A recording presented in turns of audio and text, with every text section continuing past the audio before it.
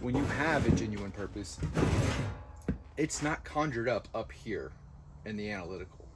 It's not made by the ego. It isn't driven by desires, by a lack thereof. It's driven by the self. You're radiating an energy out that you want to share with the world. You can feel it here.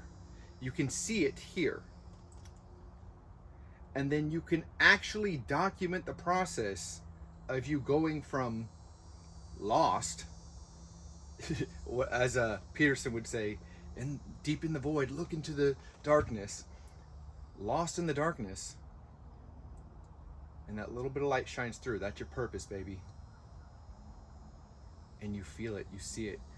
You can recognize your future self manifesting in the present moment. And you know it's your purpose because it has nothing to do with the material goods that will follow. It has nothing to do with the monetary goods that will follow. It has everything to do with what you're leaving behind, your legacy. Some people are big about my bloodline, or I don't mean to be so, I ain't with that like king and queen shit. What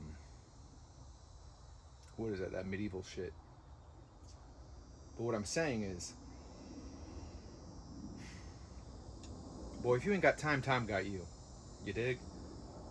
If you don't have time for your purpose, that means your body and your mind are controlling your present moment being, your actions. Everything is in the now. The happening, you are the happening, right? So if you're going after cravings, desires, even if the desire is pretty far out, it's still an end goal. It is not the truth. It is not your truth. And absolute truth is reality. The reality is absolute truth. This may sound strange or hard to comprehend, but the closer you get to absolute truth, your absolute truth, the deeper in the now you become. The infinite moment just blankets over you. You're not caught in the time-bound reality that an ego is in. And the ego is not bad. It is a tool. So how we use our ego is to envision our ideal self that's in alignment with this, our heart, our self, and we bring it into the now. So we can go for a run, disassociate a little bit, and imagine ourselves like, bro, I'll tell you right now, I envision a place, and I've done this before. I used to envision, I'll give you an example of what I used to do. I used to go for runs out here, and I used to zigzag through the ditches, right? Like I was on switchbacks. Like I was in Southern California going through the hills. Now, but 3 years later, this is like fresh off the streets. You know what I mean? Like, got nothing to my name. Don't even have business yet. I don't even think I even had a drone yet. 2 or 3 years later, I'm in Southern California on a run, hitting the switchbacks, listening to the same songs, bringing it into the now. That's what the ego's for. It's a tool for you.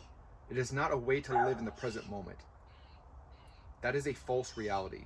That's why when men and women get in relationships, 6 months it falls apart, it's because they're presenting their ego. If you're a different person when your friends are around, when your boss is around, when your family's around, when your partner's around, you're a liar. You ain't real. You ain't real. You ain't holding it down. You ain't locking in. Whatever the hell everyone's saying is that you ain't standing on business. You're just false. You probably don't even know who you are. I'll tell you exactly who you are.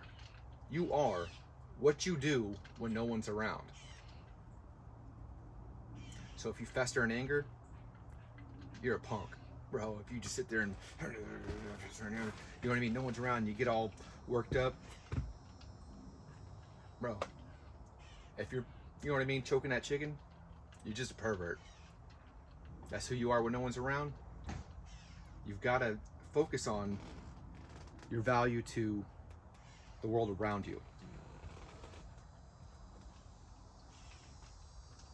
That's climbing out of the gate.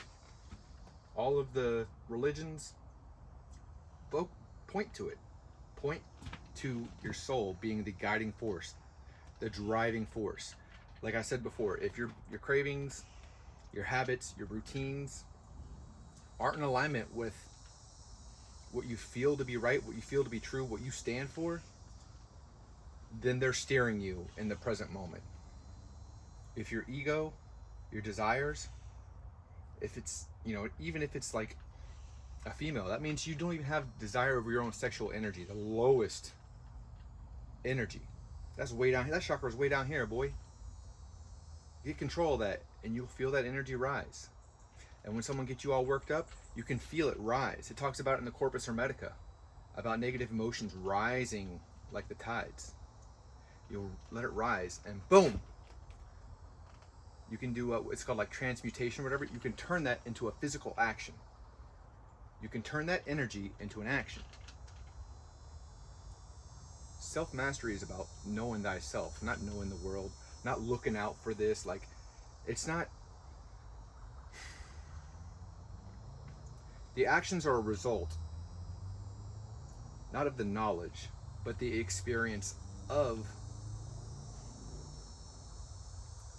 the all that is outside of you and the all that is within you. Understanding that on a deeper level, not on like an analytical level, like, dude, ditch the neuroscience. It's not going to help you. Understanding that everything that's going on around you is going on within you. And quit trying to manifest.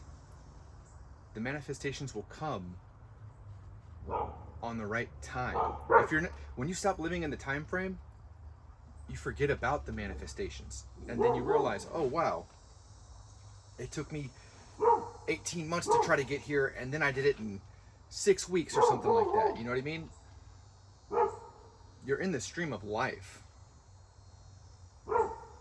So get out there and give it, create or conform.